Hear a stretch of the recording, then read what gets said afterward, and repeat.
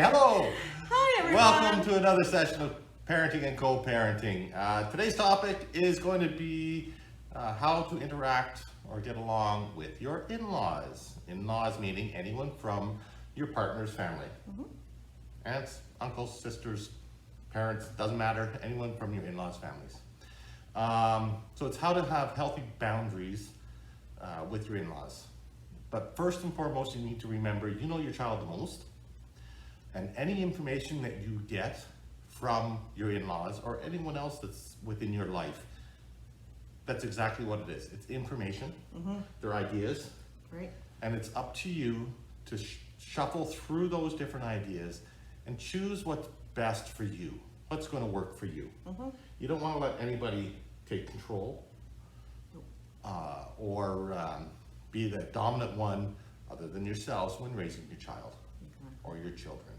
Because you're going to hear a lot of advice. Oh, You're going to get a lot of advice. Yeah. So take it one step at a time, listen to the information. You don't have to use it. Use what you want. So the really first thing that we really need to do is start to shift how we think. There's a lot of stigma attached to the in-laws all the time. And many couples go into a relationship looking at their in-laws as a threat. You've taken my daughter away from me, or you've taken my son away from me. You got my daughter pregnant, which is huge, especially if you're quite young.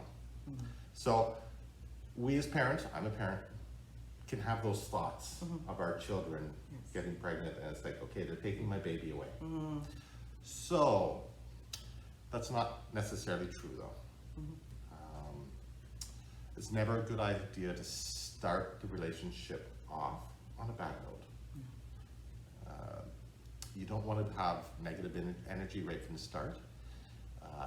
It may happen at times, and yes, we're allowed to get frustrated with them, but you don't want to keep that negative energy. So instead, you want to go cautiously, assume the best, and then if you have to readjust or reshuffle things on how things are going, you do it.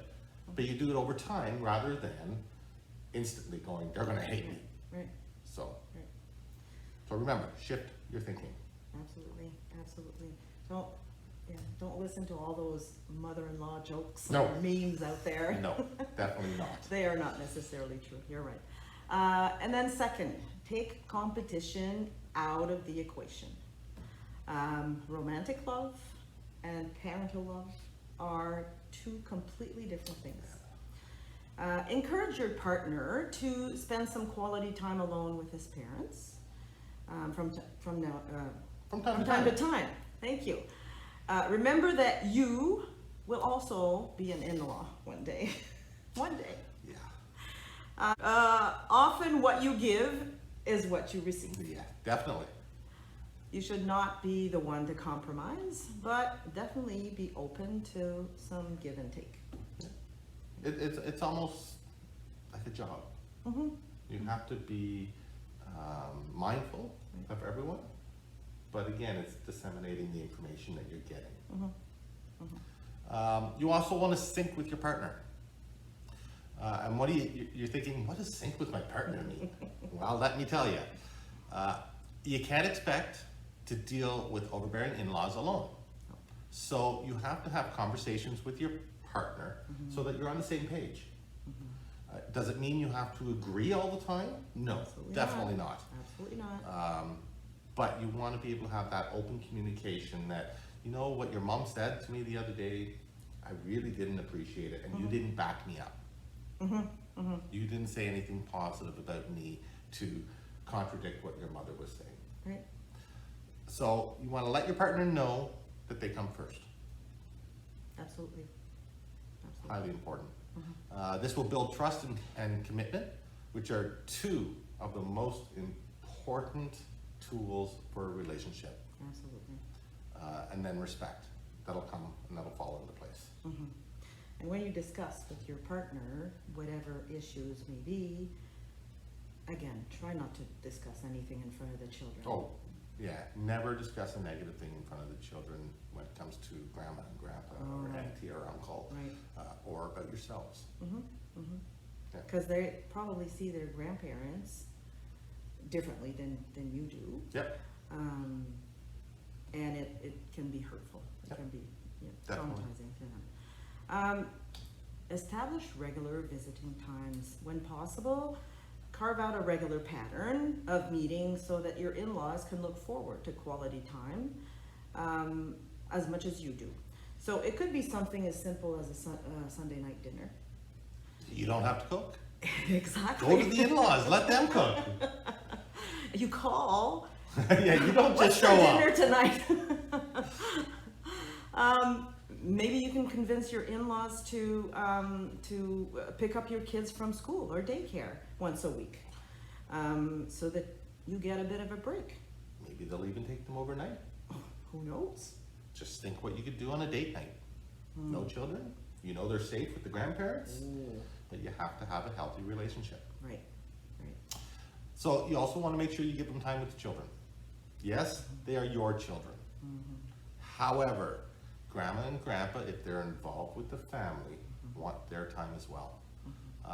They deserve to be with their grandchildren. If they're up to the task. You don't want to overburden grandparents if they're unhealthy, Right. or if Right. they're going through issues themselves. Right. But if they're up to the task, make sure you include them. It's essential to help them bond and feel needed, and by allowing time with them, this is what you're doing. They will bond with your children. Absolutely. You will be the attachment figure. They can bond with their children. It's going to make them feel special. It's going to give them a special relationship with each other, and will give you extra time for yourself. Again, very important. And that could be alone time, it could be with your partner. It's time you have. So that goes with establishing visiting times. Take advantage of it. Yep, absolutely. Embrace their interest. Whether it's rewatching reruns of Seinfeld or Cheers or canvassing flea markets, doing something they enjoy with your in-laws will be meaningful to them. Have your partner know that the excursion, whatever it may be, was your idea, and boom. Instant in-law points. Yes. Yes. It's crucial to include the in-laws in family time. They will not have the same interests as you probably. Most likely not. But if your father-in-law golfs, or your mother-in-law golfs, take up golfing.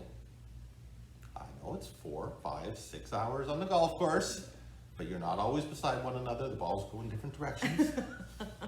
But you never know. It could be fun. And Absolutely. you get to know one another. And when you get to know the person that you're with, that includes their parents, Right. their sisters, Right. their brothers. So you want to be inclusive if you can. There are some relationships where you can't, but you got to try your hardest. Right. Because if you have a mother-in-law, especially in my opinion, who dotes on you as the intruder into the family, but they just embrace you, you need to run with it, because they will help you out in any which way, shape, or form that they can. Absolutely. But you have to give it back. So these are a few tips. Just a few. Yeah, there's many more out there on trying to create a healthy boundary with your in-laws. Try them, see how it works, and always be willing to adjust. That's the main thing, adjustments. And we would like to hear your feedback. Yeah. Stories, Stories, if you'd like to share. Facebook, Right. we'll read them. We always do. But until next week, enjoy.